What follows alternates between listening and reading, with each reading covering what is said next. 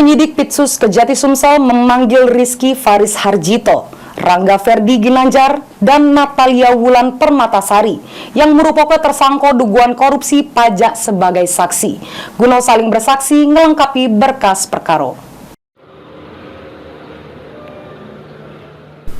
Pengembangan penyidikan terhadap kasus dugaan korupsi pajak yang menjerat 3 oknum pegawai pajak pada kantor pelayanan pajak Pratama Kota Palembang dan 3 direktur selaku pemberi suap. Ini tim penyidik Pitsus memanggil saksi-saksi guna melengkapi berkas perkara ke-6 tersangka. Dari data yang didapat diketahui Kamis 25 Desember 2023, tim penyidik memeriksa 3 tersangka pajak, yakni Rizky Faris Harjito, Rangga Ferdi Ginanjar, dan Natalia Wulan Permatasari sebagai saksi, guna saling ngasih keterangan sebagai saksi untuk ketiga tersangka tersebut. Ketiganya diperiksa dari jam 11 pagi sampai sore, dengan kurang lebih sebanyak 15 pertanyaan.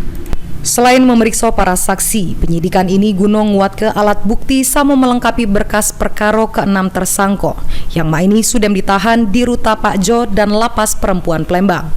Juru perkara ini sudah menjerat 6 wong tersangka, yakni Rizky Faris Harjito, Rangga Ferdi Ginanjar, dan Natalia Wulan Permatasari.